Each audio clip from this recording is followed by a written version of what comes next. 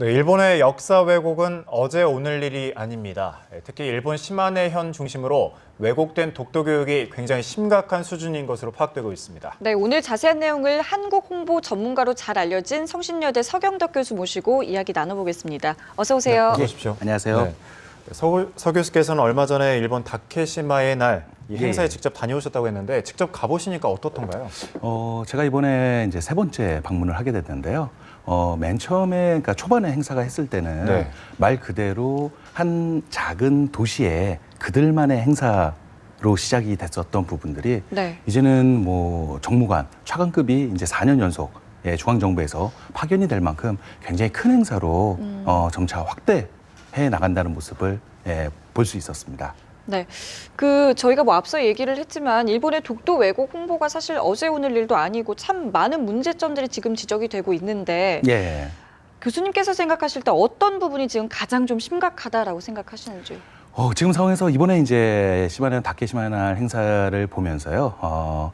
일단 가장 지금 심각한 문제는 역시 교과서 문제라는 생각이 듭니다. 네. 작년에는 이미 벌써 초등학교에 올라가게 됐고요. 예. 이제 올해부터는 중학교 역사 교과서 8종에서도 독도가 일본 땅이다라고 주장하는 그런 내용들이 담긴 교과서를 이제 일본 중학생들이 배우게 되는데요.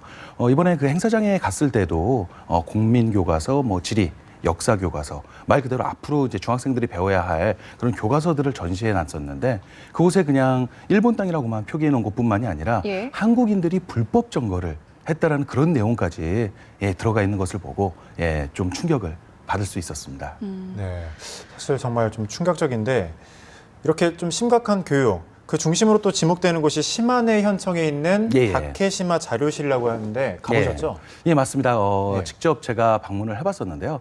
예전에 방문했을 때는 그 2층에 한 구석에 어떤 작은 방에서만 이런 자료실을 네. 사람들이 관람할 수 있도록 했었는데 네. 이번에 갔더니 1층, 2층을 더 확대해서 좀 넓혀놓은 곳을 볼 수 있었고요. 특히 이제 가장 문제가 됐던 부분 중에 또 하나는요. 1905년도에 독도를 강제 편입하면서 이 강치잡이를 통해서 뭐 기름과 가죽을 얻기 위해서 그죠?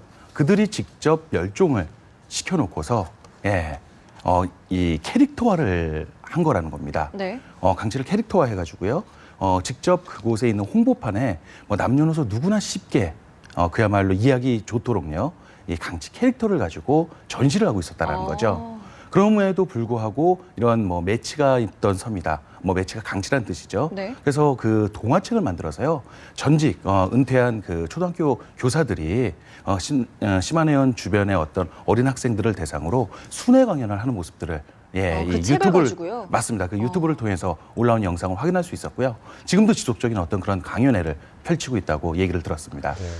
또 자료가 더 있는 거 혹시 보신 거 기억나신 거 있으면 좀. 예, 또 그 자료 중에서는요, 요 한 일주일 전에 큰 논란이 됐었죠. 재작년에 시마네현 공립 그 고등학교 시험 문제에 배타적 경제 수역 일본 측에서 주장하는 부분을 울릉도와 독도 사이에 경계선을 정답으로 했던 그런 사건이 있어서 큰 논란이 됐었습니다. 근데 그 2014년도에 어떤 그런 문제가 나왔다는 게 이제 밝혀진 지 며칠 안 된 상황인데 그러고 나서 직접 방문을 했을 때 보니까 2015년도에 시마네현 교육위원회에서 직접 제작한 그 일본 전도를 확인할 수 있었습니다.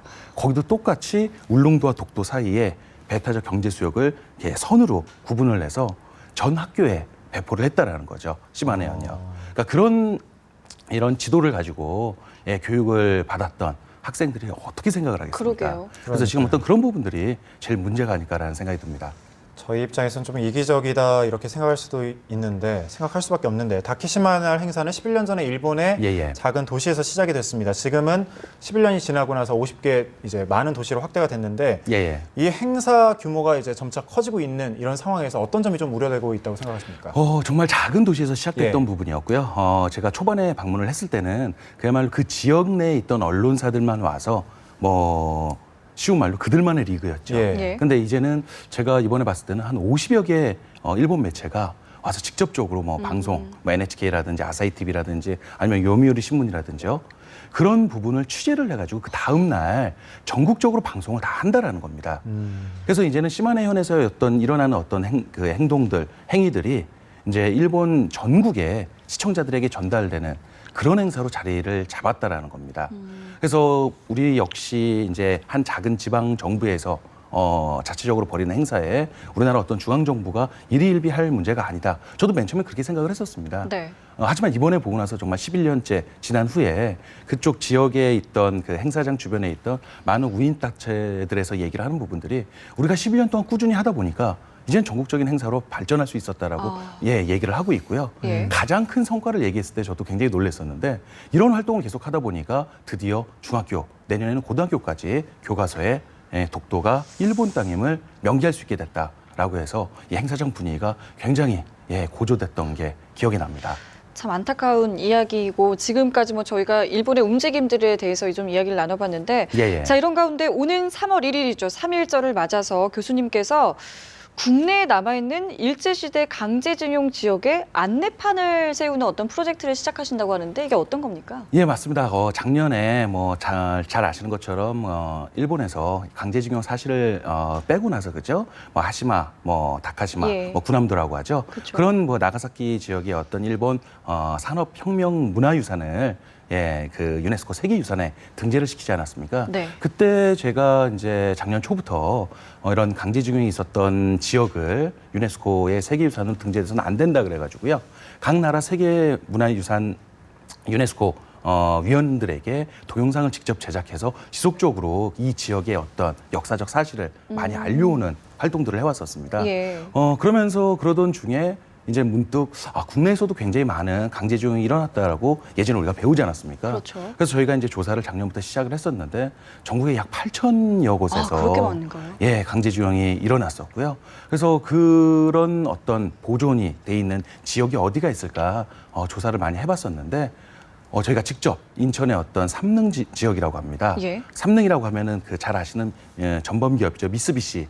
어떤 이름을 본따서 만든 지역의 이름인데요. 예. 그곳에 어떤 이 강제징용 노동자들이 이 살고 있었던 그 줄사택 지역과 그다음에 부산에 있는 일광광산, 스미모토 광업 주식회사 전범 기업에서도 또 거기서 구리를 채취하도록 해서 강제징용을 심하게 시켰던 곳이죠. 그 두 곳에는 그래도 어느 정도의 이 원형 비슷하게 남아 있었기 때문에 네. 많은 조사를 했었는데 솔직히 되게 많이 놀랐었습니다. 예. 그런 곳에 안내판조차 하나가 없었다라는 거죠. 그래서 어떻게 보면 일본 정부의 어떤 역사 왜곡만 우리가 탓할 것이 아니라 오히려 우리 스스로가 이런 강제징용 역사에 관련돼서 관심을 못 가졌다라는 부분을 좀 반성해야 되지 않을까라는 생각이 들어서 이번 프로젝트를 진행하게 됐습니다. 네, 직접 이렇게 동영상도 제작하셔서 유네스코에 이렇게 올리시고 굉장히 좀 좋은 일을 하고 계시는데 사실 지금 말씀하신 인천의 그 지역, 삼릉 지역 그 부분 직접 가보셨다고 했는데 사실 방송을 보고 계신 시청자분들께서 어떻게 그곳이 돼 있는지 자세하게 모르실 것 같은데 좀 묘사 좀 한번 부탁드릴게요. 삼릉 지역은 말 그대로 뭐 말씀드렸던 그 미쓰비시의 어떤 그 한자 표현대로 그래도 삼릉이라고 돼 있던 부분이고요. 인천 지역에서 삼릉 지역을 모르는 사람은 거의 없을 겁니다. 일반적으로 택시를 타도 삼릉 지역이다 하면 어디든지 다 찾아갈 수 있는 부분인데 정작 그곳이 어떤 지역인지를 잘 몰랐던 분들이 굉장히 많았다는 거죠. 바로 옆에 이제 군수공장에서 일을 했던 많은 강제징용자 한국인 분들이 그곳에 정말 좁은 공간에서 숙식을 해결해야 되는 그런 지역이었고요. 하지만 그런 지역에 이 말 그대로 어떤 생활을 했었고 어떤 정말 의미가 있는 지역인지를 잘 모르는 분들이 많아서 저희가 이런 일들을 시작하게 된 겁니다. 네. 자, 오늘 교수님 나오신다 그래가지고 인터뷰를 좀 봤는데요. 일본 정부를 탓하기보다는 이제 우리가 좀 무관심했던 부분도 반성을 해야 된다라는 이야기를 하셨는데 이 이야기 하셨을 때 좀 여러 가지 감정이 있으셨을 것 같아요. 예, 맞습니다. 제가 뭐 독도 문제라든지 일본군 위안부 문제라든지 뭐 강제징용 문제라든지 뭐 야스쿠니 신사 문제라든지 어떤 아직까지 이제 어떻게 보면 3년 뒤에 3.1 운동 100주년이 다가왔음에도 불구하고 아직까지 해결되지 않았던 문제들이 굉장히 많았었다라는 거죠. 하지만 어떤 그런 부분들에 있어서 절대 우리가 감정적으로 대응할 것이 아니라 우리 스스로가 이런 역사적인 문제에 있어서 너무나 무관심해왔던 게 사실이라는 겁니다.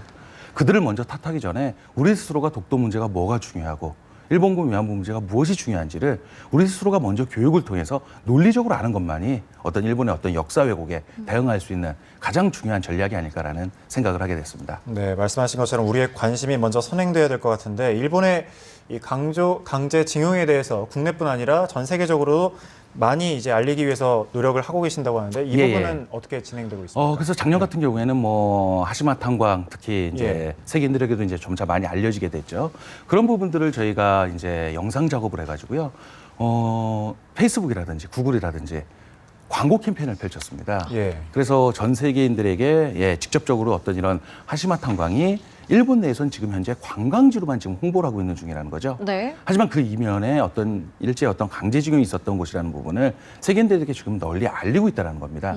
예를 들어서 독일의 어떤 촐페어라인 탄광은 말 그대로 그런 강제징용이 있었다는 사실 자체를요, 초반부터 명기를 했기 때문에 주변 나라에서 유네스코 문화유산으로 등재될 때 아무도 반대를 안 했다라는 거죠. 하지만 일본은 계속 감추려고 했지만 그들도 2017년 12월까지는 유네스코에 어떤 변화가 일어났다. 강제징용에 대한 사실 아는 센터를 만들겠다라고 약속을 한 상황이거든요.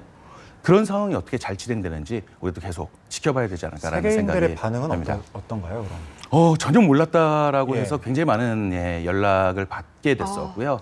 그러면서 이제는 이런 부분에 있어서 작년에 어떤 그런 캠페인을 펼쳤다면 이번에는 또 다른 동영상을 통해 가지고요. 요즘은 정말 SNS 시대 아닙니까? 지금 우리나라에서 지금 벌어지는 모든 일들이 저기 멀리 있는 뭐 뉴욕에서도 실시간으로 검색될 수 있는 상황이어서 이런 스마트폰으로 활용할 수 있는 홍보 전략을 계속적으로 펼쳐나갈 예정입니다. 조금 전에 SNS 얘기해 주셨는데 반대로 지금 일본 입장에서도 역사 왜곡을 SNS를 또 활용해서 홍보를 하고 있다고 들었습니다. 그래서 여기에 대한 대처도 좀 우리가 고민을 해봐야 될 것 같은데 어떤 해법을 좀 제시해 주실 수 있을까요? SNS 그들도 뭐 역시 활용을 한다라는 걸 이번에 가서 볼 수 있었고요. 뭐 쉬운 예를 말씀드리면은 뭐 다케시마를 탈환하자라는 게임이 개발됐습니다. 게임이요? 그리고요, 다케시마의 날 행사 주변에 뭐 독도술, 뭐 그들이 얘기하는 뭐 다케시마, 뭐 빵 이런 것들을 행사 주변에서 판매를 했었는데요. 이제는 아예 이 대형 마트에서도 그런 캐릭터 상품들을 판매해 나간다는 거죠. 사실 우리나라가 일본에 대한 문물이 좀 많이 들어와 있지 않습니까? 그러면 만약에 지금 언급해 주셨던 게임이나 웹툰 같은 경우 우리나라 어린이들이 보면 좀 문제가 될 것 같은데 그 내용이 어떻습니까, 실제로? 내용적인 측면도 뭐 일면 한국인들이 불법 점거를 하고 있기 때문에 탈환해야 된다는 얘기죠. 뭐 말도 안 되는 얘기입니다. 실제로 들어와 있지는 않죠. 그러니까 일본에서 지금 현재 개발이 돼서 시마네 현에서 조금 이렇게 보급이 된 걸로 알고 있는데요. 일단 우리 같은 경우에는 가장 중요한 부분은 이런 모든 일본의 전략에 일희일비만 할 것이 아니라 우리는 우리 나름대로 그죠? 역사적, 지리적, 국제법적으로 명백히 대한민국 땅이기 때문에 우리는 실효적 지배를 하고 있다는 겁니다. 그래서 가장 중요한 건 울릉도와 독도를 좀 관광지화 해가지고요. 세계적인 관광지화를 하는 게 우리가 할 수 있는 가장 중요한 전략이라는 생각이 듭니다. 그래서 뭐 잘 아시는 것처럼 뭐 론리 플래닛 같은 세계적인 유명 관광직자의 한국편을 소개하는 곳에 정말 아름다운 섬인 울릉도와 독도라는 곳을 다녀와 봐라. 어떤 그런 소개가 들어간다면 자연스럽게 우리는 문화 관광 콘텐츠를 통해서 세계인들에게 널리 알릴 수 있다는 거죠. 이런 것들은 일본 쪽에서는 절대 할 수 없다는 겁니다. 왜냐? 실효적 지배는 우리가 하고 있기 때문이라는 거죠.